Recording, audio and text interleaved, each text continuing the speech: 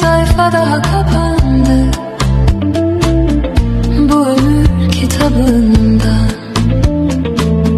Mevsimlerden sonbahar, dışarıda yağmurlar akıyor durmadan, sanki gözyaşlarım kadar.